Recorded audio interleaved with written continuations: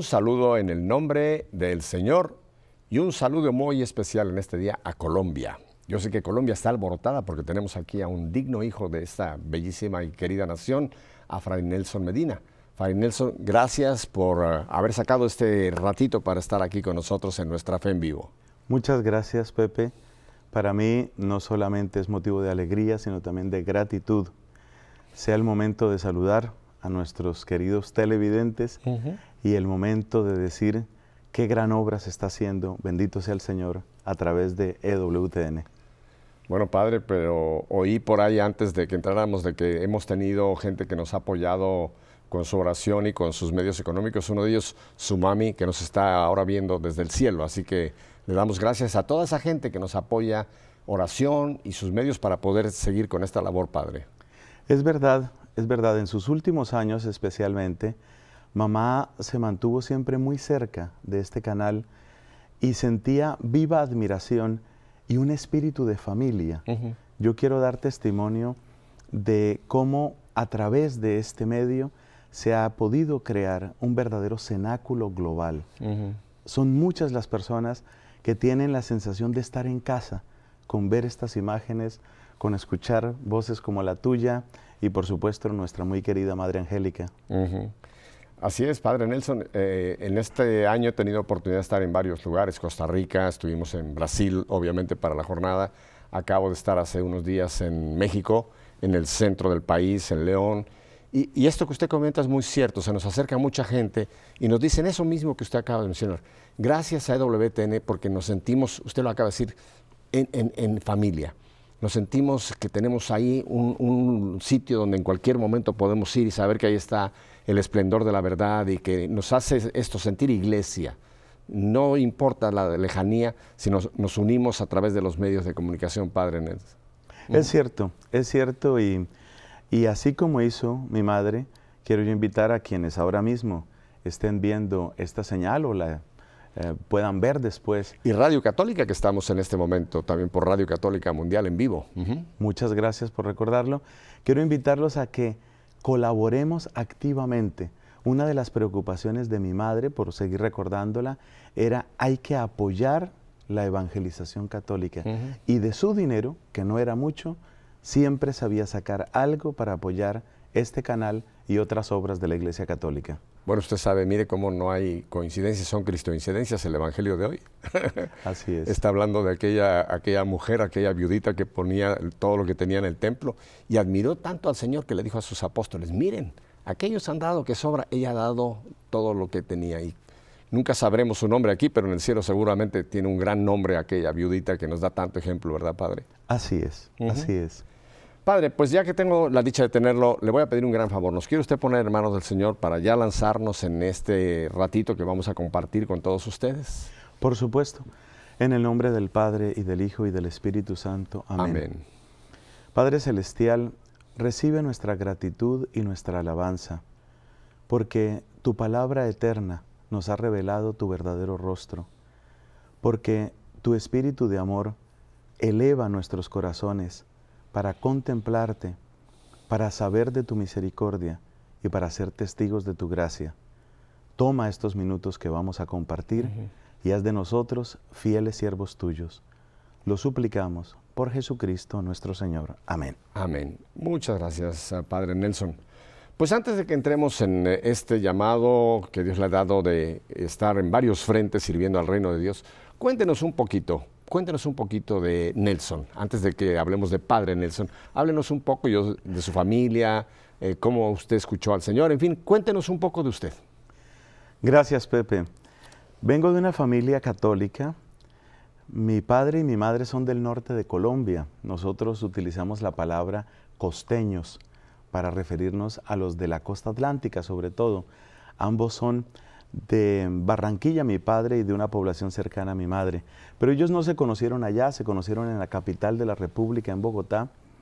Se enamoraron y formaron un hogar en donde desde el principio estuvo presente el Señor. Una expresión que utilicé una vez, yo creo que cabe decirle aquí, nosotros empezamos a asistir a misa desde el vientre materno. Y esa presencia del Señor, ese ritmo de la misa dominical. Y esas sanas y bellas tradiciones estaban desde el principio en la formación de todos nosotros. Fuimos 4 hijos, yo soy el tercero de 4 hijos, todos varones. No hubo niña. Si me preguntas, que ya veo que eres bastante preguntón,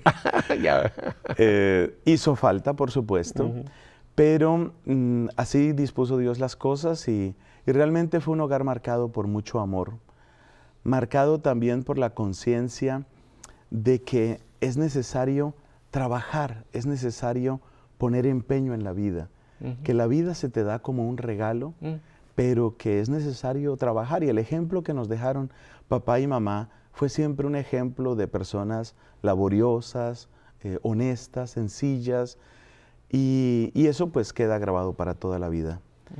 No hay con qué pagar esas bases. Ese es un regalo que si lo hemos tenido tenemos que agradecerlo, y los que lo hemos recibido creo que tenemos el deber de inculcarlo para que también nuevas generaciones tengan esa experiencia. Por favor, como decía hermosamente un psicólogo, los niños no solo necesitan que los papás los amen, sino que los papás se amen. Y eso es una realidad, eso se vivió en ese hogar. Fuimos formados todos, los 4, estuvimos en un colegio de los padres dominicos, allá en Colombia, el Colegio Santo Tomás de Aquino, de donde salimos bachilleres todos. Y sucedió algo hacia el final de mi tiempo escolar, y es que mis papás se volvieron muy cercanos a los grupos de oración, especialmente de la Renovación Carismática allá en Colombia. Sacerdotes también de la comunidad de los dominicos, entre ellos debo recordar al padre Ernesto Mora, el padre Francisco Pardo, que ambos viven todavía, felizmente, dirigían actividades de estas de oración. Y en uno de esos grupos de oración, cuando yo tenía 15 años de edad, el Señor realmente cautivó mi corazón. Recuerdo incluso la fecha exacta. Siempre digo que el llamado al sacerdocio es un asunto de amor. Y en el caso de este servidor de ustedes, pues fue clarísimamente así.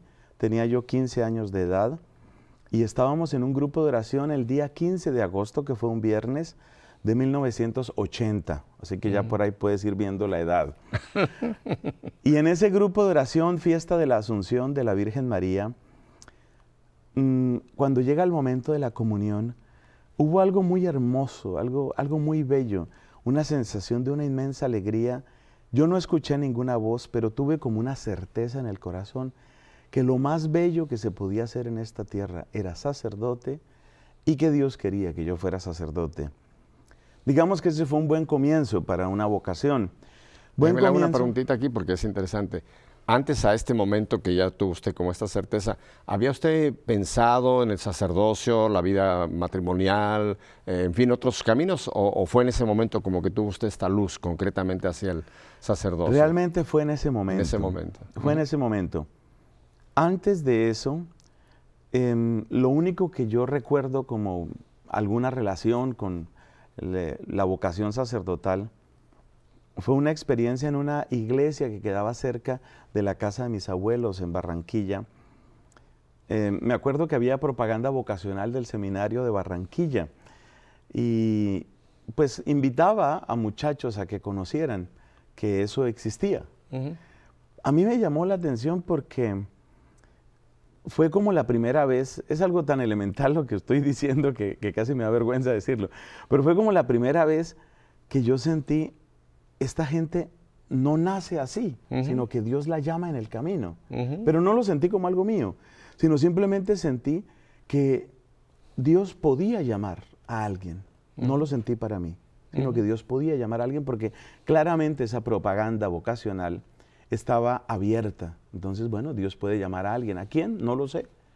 Pero ese dato fue importante porque luego vino esta fase de los grupos de oración de la Renovación Carismática y tuvo pues un terreno abonado, abonado por la familia y abonado también por esa experiencia de que Dios puede llamar, que es un, como dice la carta a los hebreos, pues Él llama a los que quiere, no es algo que nosotros debemos conquistar, no es un derecho de nadie, simplemente una misericordia que hay que agradecer y que por supuesto hay que cuidar y cultivar. Ahí entra la famosa palabra vocación, ¿no? O sea, el llamado, que Dios puede llamarnos a la vida sacerdotal, a la vida religiosa, al matrimonio, al celibato, en fin.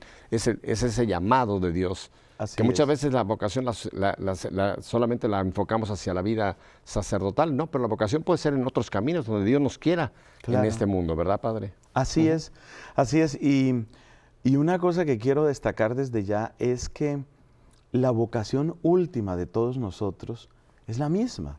Es la vocación a la santidad, es la vocación a ser plenamente hijos de Dios, es la vocación a ser testimonio de lo que Él ha hecho en nuestra vida y es una vocación al amor.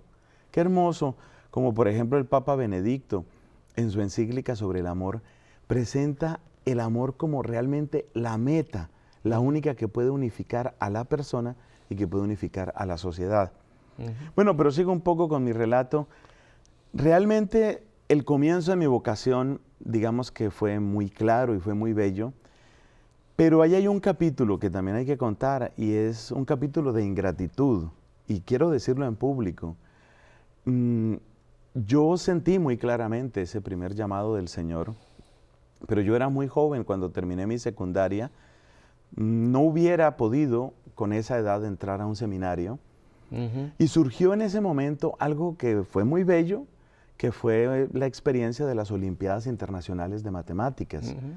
Cuando se hizo la primera Olimpiada Internacional en Colombia, o primera Olimpiada Internacional en la que participó Colombia, en 1981, pues se hicieron unas eliminatorias en mi país.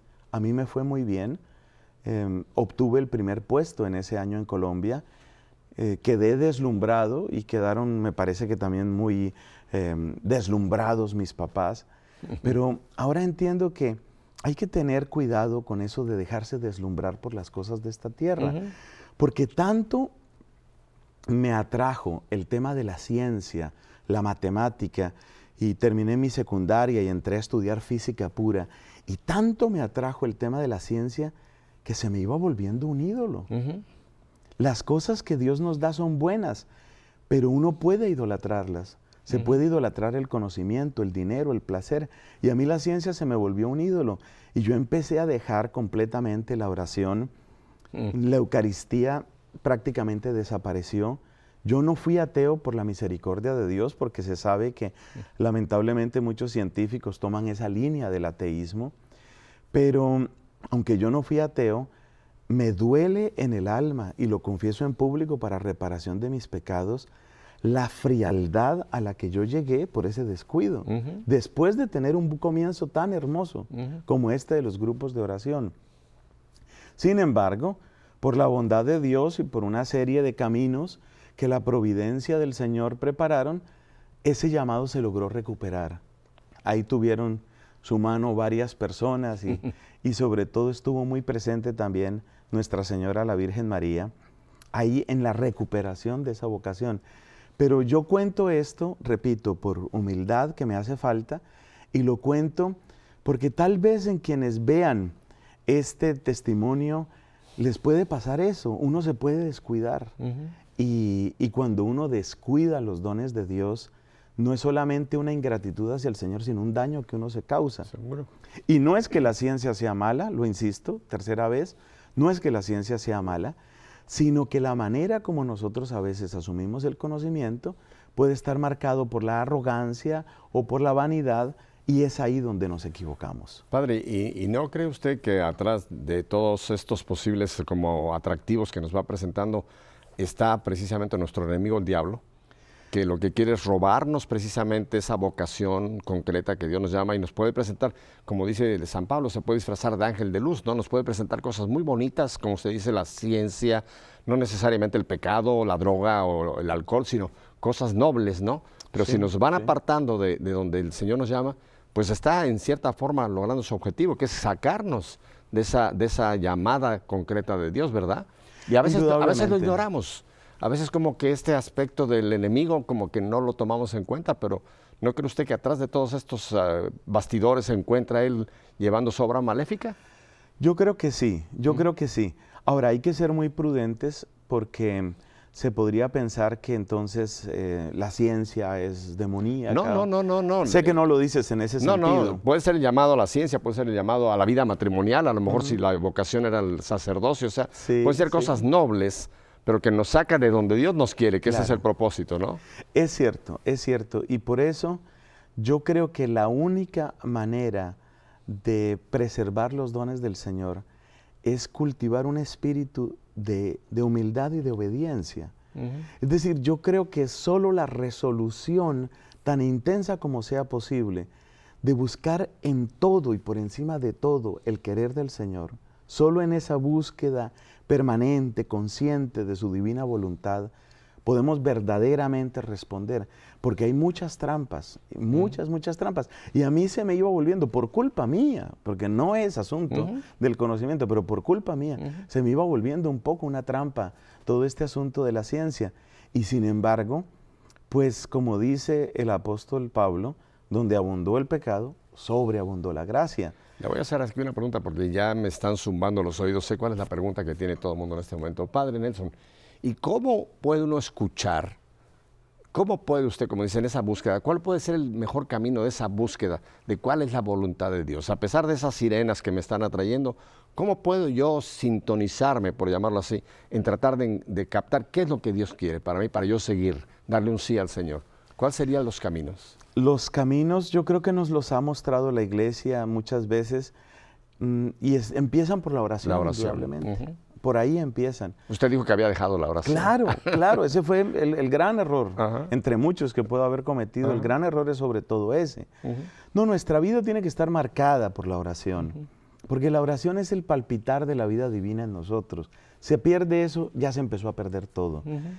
Luego es necesario cultivar una vida en amistad con Dios, que es lo que nos dice el catecismo, la gracia de Dios, vivir en gracia de Dios. Los sacramentos. Claro.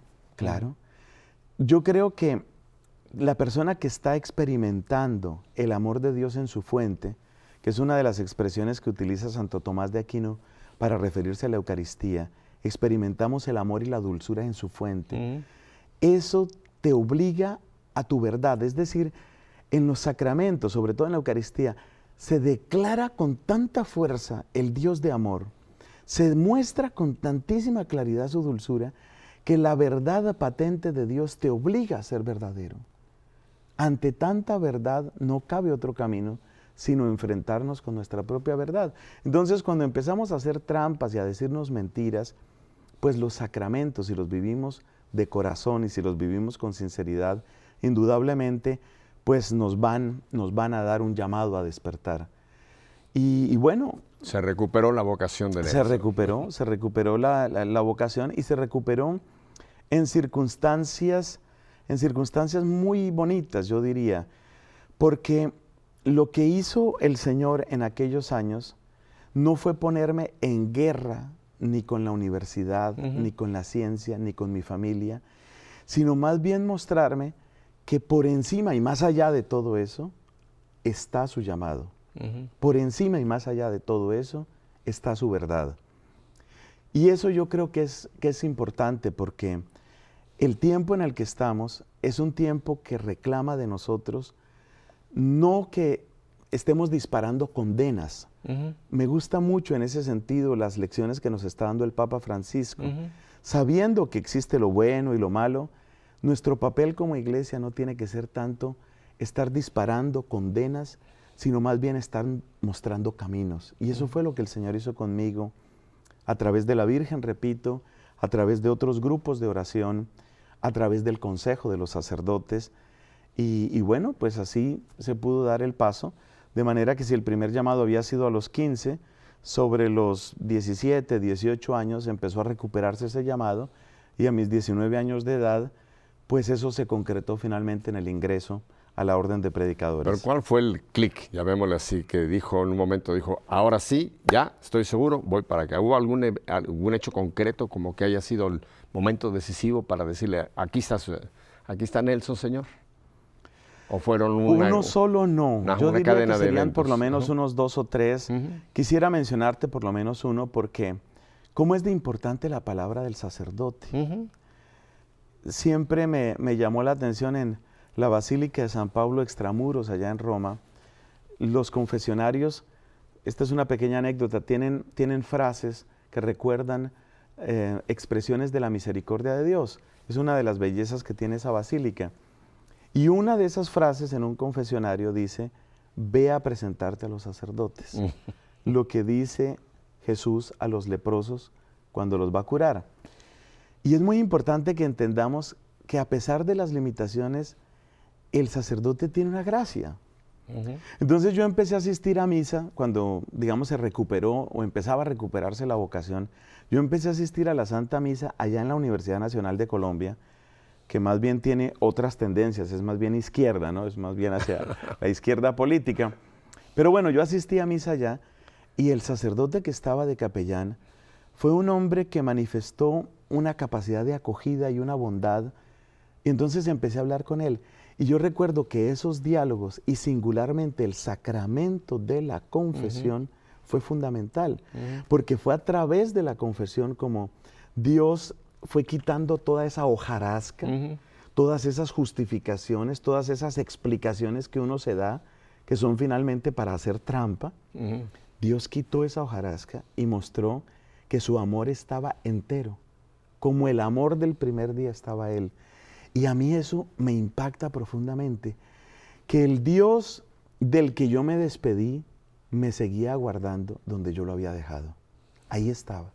Él no había cambiado, yo sí, pero Él mantenía su amor del primer día, mantenía íntegro su llamado, y eso lo descubrí sobre todo a través de la confesión. Me encanta esta imagen que usted acaba de poner, padre, porque muchas veces decimos, Dios se alejó de mi vida. No, usted lo acaba de mencionar, Dios ahí está.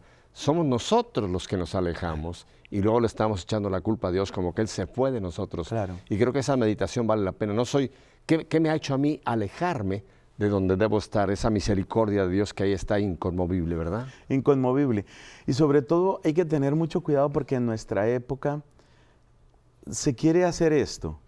A ver, en este punto me separé de Dios y me fui para acá. Y ahora que estoy aquí, probablemente viviendo lo que no debería vivir, entonces le decimos a Dios, ¿por qué no das el salto y vas a donde yo estoy? Alcánzame, ven. Queremos que Dios se convierta. Y entonces hay gente que está diciéndole a Dios o está sugiriendo a la iglesia que tienen que aceptar lo que ellos están haciendo. Y resulta que sigue perfectamente válido lo de Jeremías capítulo 1. Espérate, que es que no eres tú, le dice a Jeremías, Dios le dice a Jeremías, tú no tienes que devolverte donde ellos son los que tienen que ir donde ti.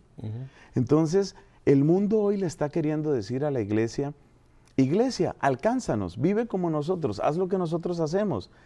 Y la iglesia, si es fiel a sí misma, solamente puede decir, es al revés.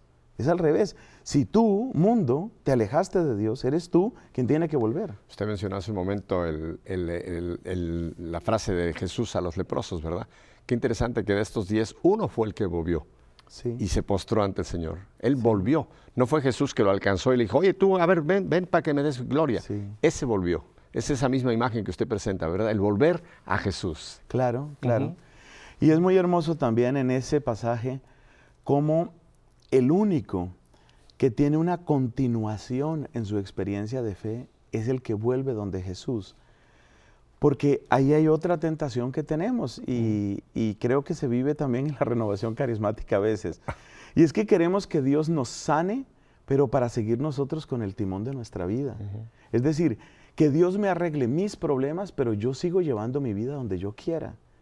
Y es muy importante descubrir que toda sanación, que toda obra del amor divino, que todo perdón tiene siempre un objetivo, y es que nuestra vida entera llegue a sus pies, como ese leproso, y se ponga completamente a su servicio. Fíjese que no habíamos pensado tocar este evento de Jesús, pero es muy interesante, padre, esto que usted menciona, porque los otros 9 que eran judíos eran religiosos, pertenecían al pueblo de Dios, seguramente habían ido a la sinagoga, conocían las escrituras, la oración, Jesús, maestros, sabían quién era Jesús. Y sin embargo su religiosidad, incluso una vez que reciben la sanación, no les permitió, estaban tan encasquillados en que ya me sanó aquí el Señor y me quedo acá. No volvemos a Jesús. Es bien importante lo que usted dice, cómo hay que, a pesar de recibir esa sanación, no quedarnos ahí, sino tenemos que volver como hizo el samaritano, ¿verdad? Y todavía otro elemento en ese hermoso pasaje. Jesús dice que vayan donde los sacerdotes, y hay algo muy hermoso, y es que solo el samaritano reconoció al verdadero sacerdote. La carta a los Hebreos declara en Jesucristo el verdadero, definitivo, el pleno y sumo sacerdocio. Y es el samaritano el que reconoce en dónde está el verdadero sacerdote. Cosa que también tiene importancia para nosotros, porque a veces nos frenan respetos humanos o nos frenan tantas opiniones contrarias a la iglesia que se difunden por los medios de comunicación. Y resulta que incluso cuando vamos donde el sacerdote, tenemos que ver más allá de ese sacerdote al sumo sacerdote. Es decir, es solamente a los pies del sumo sacerdote donde nosotros recuperamos la plena salud y encontramos nuestro verdadero camino. Así que esa fue la experiencia de misericordia que marcó los comienzos de mi vocación sacerdotal, y por eso, por bondad suya, también estoy aquí.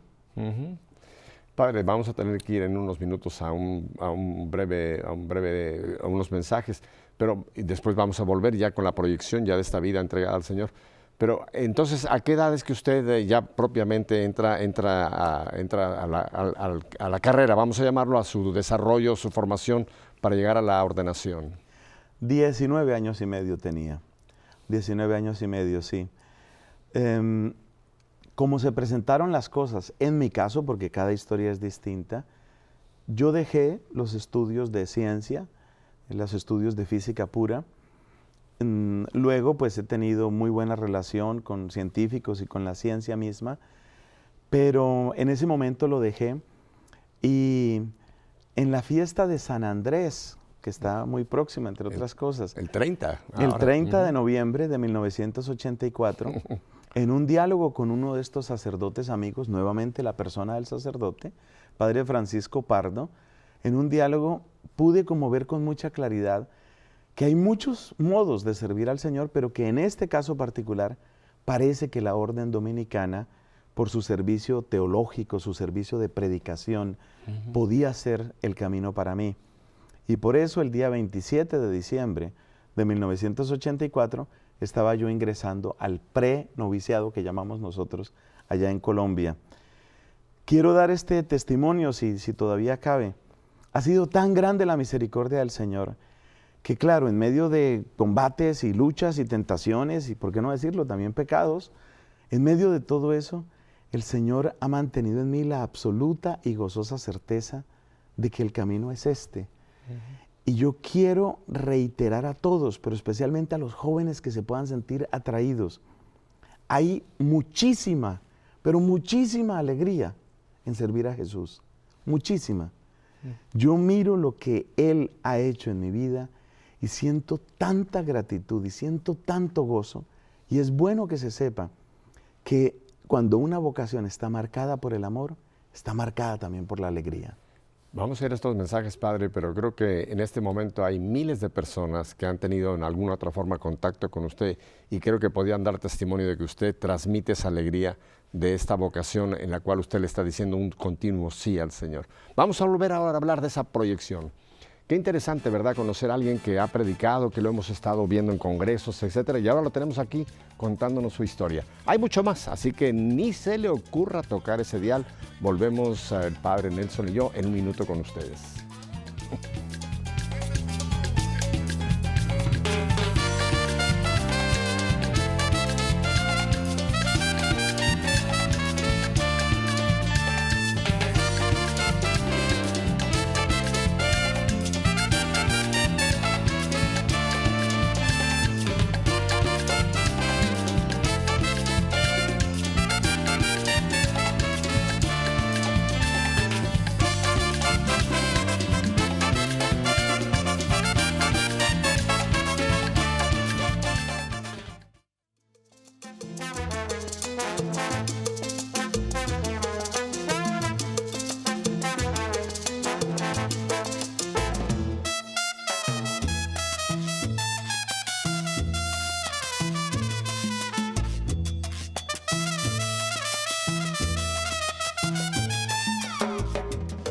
¿Está usted bailando? Siéntese, porque los latinos nos tocan esta música, ya estamos, yo por lo menos estaba aquí, usted lo disimula bien con el hábito, pero a mí sí se me mueve todo el esqueleto cuando oigo esta música, nuestra música latina, ¿verdad?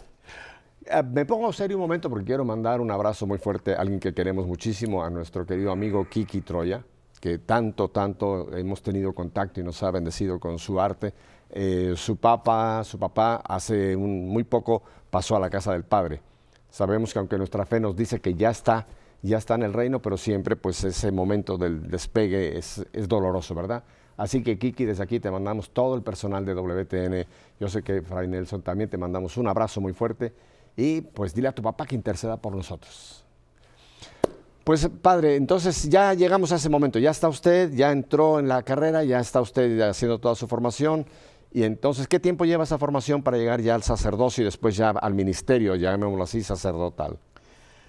En mi caso fue desde diciembre del 1984 y si ponemos como fecha de ordenación, entonces tenemos que hablar de marzo de 1992. 8 años. 8 años cortos. Ese tiempo de formación ha ido creciendo en general.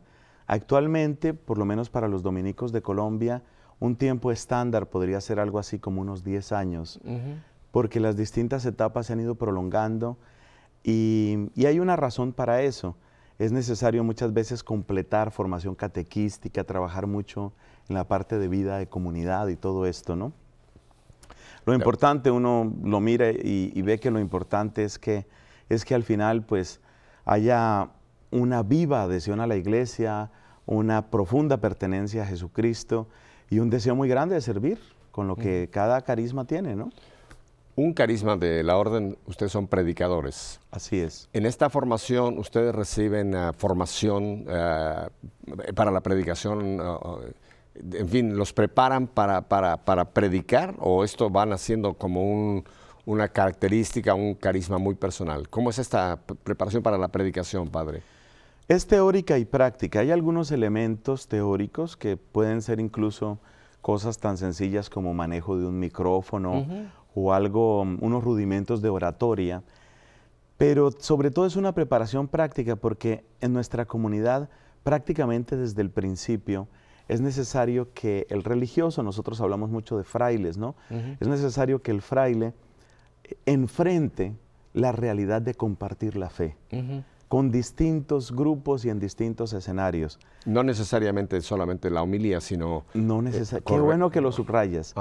Por ejemplo, y yo creo que en eso estas últimas generaciones reciben un entrenamiento incluso más fuerte que nosotros, los de aquella época, es necesario mucho el tener contacto con el mundo universitario.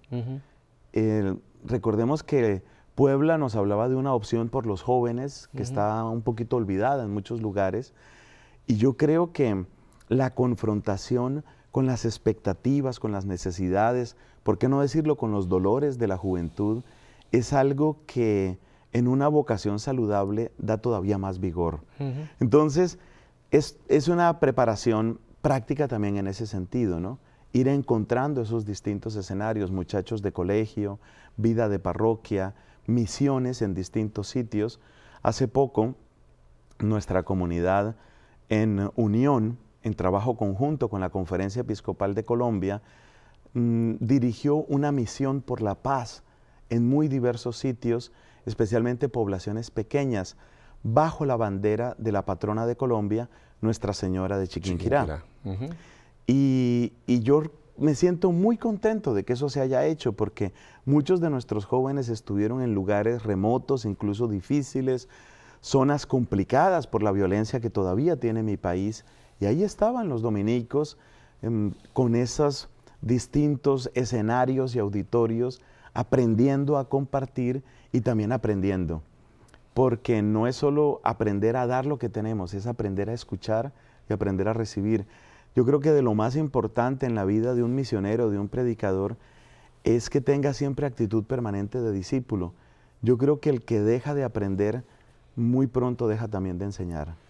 Voy a tocar un punto que quizás hay gente que va a decir ya se metió en camisa de 11 varas Pepe, pero me interesa muchísimo, padre. ustedes tienen ese carisma de la predicación o esa vocación concreta bajo la orden de los dominicos. Pero ¿no cree usted, padre, de que todo ordenado, no solamente los que pertenecen a esta orden de predicadores, deberían tener ese mismo celo por compartir la palabra de Dios y no como muchos se han convertido, permítame, en de 9 a 5, solamente atiendo en mi oficina, solamente tengo mi servicio como muy...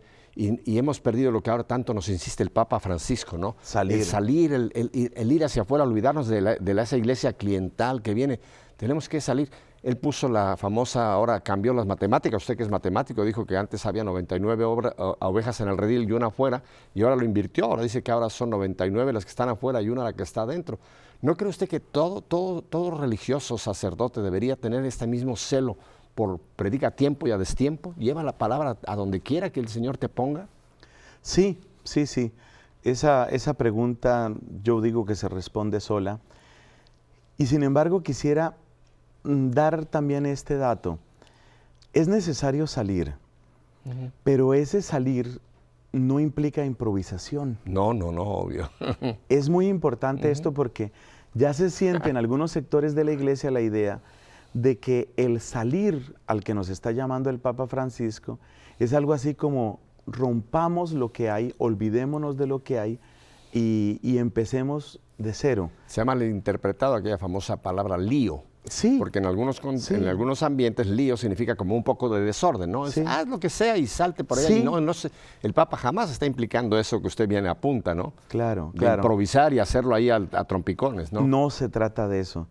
Y a medida que han ido pasando los años del ministerio sacerdotal, en mi caso, yo he aprendido a valorar lo que es el servicio institucional.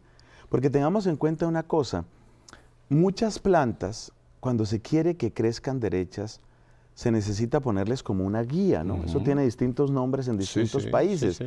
Por ejemplo, se pone una estaca y la planta durante unos cuantos meses o años incluso se mantiene sujeta a esa estaca para que aprenda a crecer derecha. Por ejemplo, son las viñas, por ejemplo. Ese es el caso. Y que incluso tienen las guías para que después las ramas vayan por un lugar concreto y no se vayan por cualquier camino. Entonces, la evangelización tiene la frescura de lo espontáneo, pero también tiene la solidez de lo institucional. Y en la medida en que se afianza eso institucional, sin arteriosclerosis, sin óxido, sin idolatría de la ley por la ley, en la medida en que se afianzan las instituciones, también prestamos un mejor servicio. Yo me pongo a pensar, por ejemplo, en mi propia historia vocacional y me doy cuenta que así como he sido testigo del paso maravilloso del Espíritu y he sido testigo de un momento de inspiración y de momentos que hay que calificar de verdaderos milagros, también yo me debo a instituciones y también soy testigo de la grandeza de la obra de instituciones. Entonces, es necesario no oponer, me parece a mí, la espontaneidad y la frescura del paso del Espíritu con la solidez, la permanencia y el crecimiento progresivo que es propio de las instituciones. Y yo creo que eso, entre otras cosas, es lo que nos enseña, por ejemplo, la fiesta de Pedro y Pablo.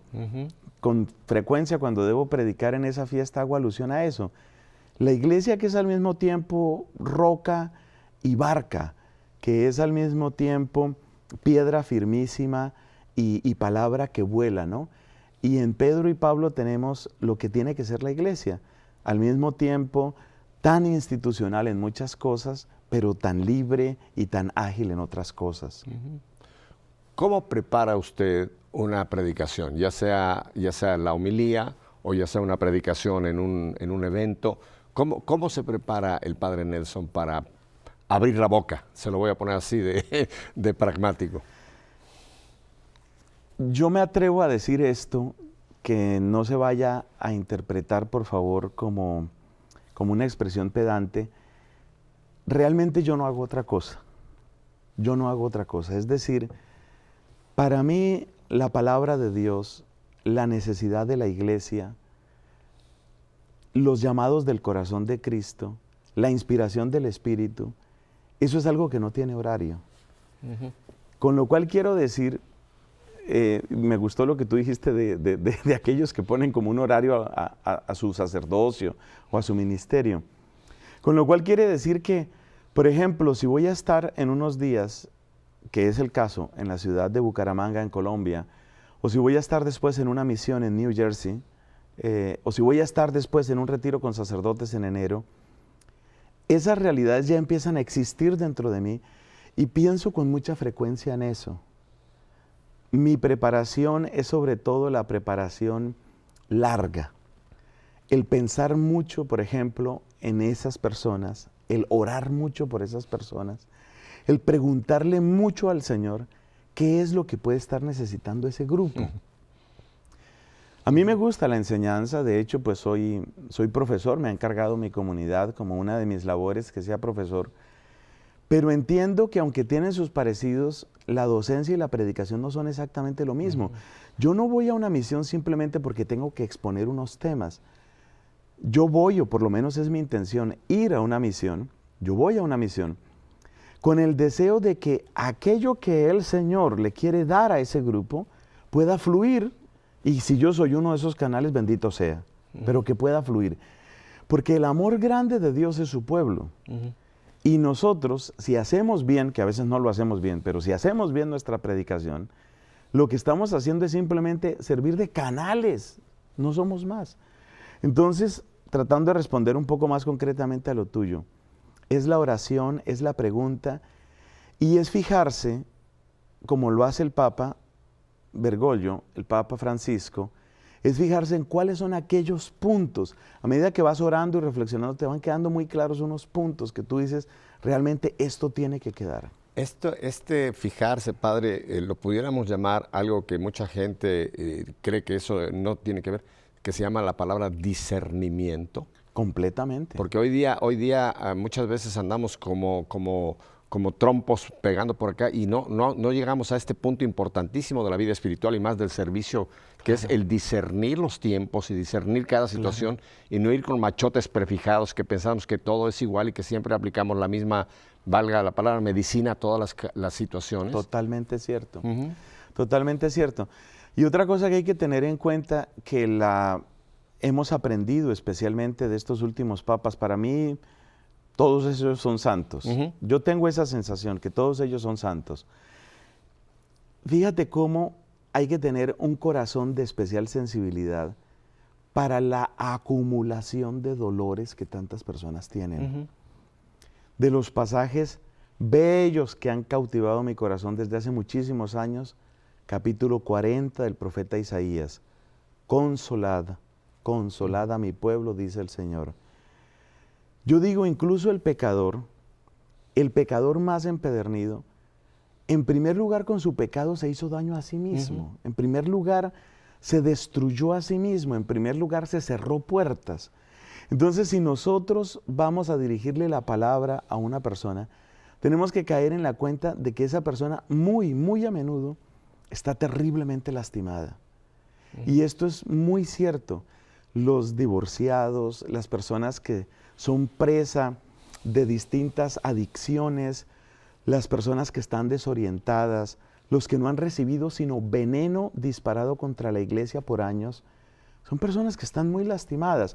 Entonces yo creo que el ministerio de la predicación tiene que tener un sello muy profundo de compasión. No una compasión como desde la superioridad, sino una compasión desde la certeza de que esas personas, incluso cuando ponen su cara dura, incluso cuando se presentan como grandes enemigos de la iglesia, por dentro están muy rotos y tienen mucho dolor. Ahora que usted habló de esa compasión, no desde la superioridad, me vino inmediatamente la famosa imagen del fariseo aquel, ¿no? Que se creía superior al otro, y qué bueno que yo no soy como este. Y padre, en la iglesia podemos caer en esa actitud sirviendo al Señor. Claro que sí. De sentirnos superiores y decir, yo no soy como este, yo soy mejor, entonces te voy a dar de lo que, porque yo soy tan bueno. Pero qué importante es que usted está rompiendo aquí moldes que muchas veces podemos tener, padre. Y sin embargo, la compasión no significa que tenga que sufrir la integridad de la fe, que ese es otro error en el que se cae. Entonces hay personas que creen que la única manera de compadecerse de uno que se divorció y se volvió a casar, pues por compasión dale la Eucaristía, ¿no ves que está sufriendo mucho? Hay gente que cree que la compasión frente a un agonizante es, pues métele esa inyección para que se termine de morir. Hay gente que cree que la compasión frente a una pareja de homosexuales que quieren convivir es decir, no, pues déjalos que convivan y trázales la señal de la cruz. Le voy a pedir un gran favor. Usted acaba de tocar un punto que creo que es importantísimo en este momento. Se ha malinterpretado muchísimo y los medios de comunicación han sacado de contexto totalmente la actitud del Papa, nuestro querido Papa Francisco. Sí. Creo que usted nos puede ubicar, porque él está hablando desde esa perspectiva perfecta que usted menciona, él está hablando de la misericordia y no del cambio, pero ¿cómo podemos interpretar todas estas malinterpretaciones? Y ubíquenos con Papa Francisco y lo que nos ha hablado en estas últimas entrevistas que se ha sacado, padre, colóquenos en el contexto correcto. Yo creo que el Papa Francisco, entre los dones que ha recibido del Señor, es una profunda humildad. Uh-huh. Y a mí, por lo menos, me impactó, casi digo hasta las lágrimas, ver a un Papa que dice, yo soy hijo de la Iglesia. Uh-huh. Yo no soy el jefe, yo no soy el patrón, yo soy hijo de la Iglesia. Que entre otras cosas es frase de santo. Santa Teresa de Jesús consideraba como su título máximo y último ese, ser hija de la Iglesia. Entonces, la compasión no nos pone por fuera ni arriba de la Iglesia. Uh-huh. Es muy importante entender esto. La compasión es el lenguaje de una casa que es la Iglesia. Uh-huh. No es un lenguaje para salirnos de la Iglesia, sino un lenguaje para hablar dentro de la Iglesia. Uh-huh. Entonces, ¿cómo se articula la intensidad de la compasión con el esplendor de la verdad? Pues se articula con una palabra que es la palabra conversión. Uh-huh. La compasión me lleva a reconocer mi propia verdad. Y en la medida en que aparece mi verdad, aparece también que tengo que cambiar. Pero tengo que cambiar es yo y tú y los que nos están viendo y los que nos verán, uh-huh. y todos. Uh-huh. Entonces, cuando nosotros caemos en cuenta que en la casa de Dios, que es la Iglesia, el primer lenguaje, el A del ABC es conversión, entonces quitamos ese lenguaje funesto de derechos. Porque es el lenguaje de los derechos, el derecho a ser papá, el derecho a ser sacerdote, el derecho a casarse. Mientras nosotros tengamos únicamente el lenguaje de derechos, pues de él van a nacer el lenguaje de las reivindicaciones, y del lenguaje de las reivindicaciones el lenguaje de los lobbies, uh-huh. que el Papa dijo es tan detestable, y del lenguaje de los lobbies, pues la politiquería y la presión. Y hay gente que cree que lograr cambios en la Iglesia es un asunto de acumular suficiente presión hasta que los obispos ya no aguanten y entonces le hagan presión al Papa y el Papa ya no aguante, y cuando ya no aguante el Papa entonces ya va a firmar cualquier cosa. Eso no es la Iglesia. El A del ABC en la Iglesia es conversión que todos necesitamos. Y por supuesto la conversión implica el reconocimiento del pecado con lo que es. Entonces la compasión no pelea con el reconocimiento del pecado con todas sus letras y con toda su realidad. Yo creo que eso es lo que quiere el Papa Francisco con nosotros, y por eso él también insiste, desde sus primeras audiencias ha insistido en la palabra camino. El que habla de camino está diciendo que no nos podemos quedar en lo que somos. De manera que sepamos, yo le pido al Espíritu Santo que sepamos interpretar este momento de gracia que es el Papa Francisco, y que sepamos entender cómo él nos está llamando a conversión, una conversión desde la verdad y la misericordia, que no tienen que pelear. Bajo esta perspectiva, ¿cree usted que sería entonces aplicable que lo que podemos entender los que no tenemos mucha formación teológica, el gran principio que decimos, la Iglesia ama al pecador, no al pecado? Claro. Y Francisco está hablando de una palabra de misericordia hacia el pecador, no porque justifique su pecado o su actitud, sino abriéndole la puerta a una conversión desde el punto de vista de la misericordia que la Iglesia ofrece. ¿Es correcta esta? Es totalmente cierto. De hecho, amar al pecador para dejarlo en su pecado es amarlo mal. Claro. ¿Qué pensaríamos de una mamá que ve que su hijo, por ejemplo, se está drogando y entonces dice: ay, mi hijo se está drogando, bueno, voy a conseguirle droga más barata, que nunca le falte la droga. Y que huela a vainilla para que le guste. No, claro. Eso no puede ser, eso no puede ser. Entonces, en nombre del amor se muestra la verdad. Y en nombre del amor y en nombre de la misericordia se muestra la necesidad de la conversión. Y en nombre de la conversión nos ponemos todos en camino. Padre, qué hermoso que usted nos ha ubicado acá, porque ese punto que habíamos hablado también del Papa, el salir, él no nos está diciendo que salgamos para meternos en el asunto del otro y quedarnos ahí, sino para traerlos, esas ovejas, las 99 que él menciona que están afuera, traerlos hacia acá, hacia donde está el esplendor de la verdad que es la iglesia, el perdón, la misericordia, pero a base de una conversión. Sí, sí, es muy importante eso. Y es muy importante que sepamos que dentro de ese salir también vamos a encontrar muchas riquezas del Evangelio que no conoceríamos de otro modo. Un eminente dominico francés que hizo su principal obra teológica a mediados del siglo XX, el padre Yves Congar, tiene una frase que me marcó profundamente. Él decía, ¿qué es evangelizar a todas las naciones? Solo lo entenderemos cuando lo hayamos hecho.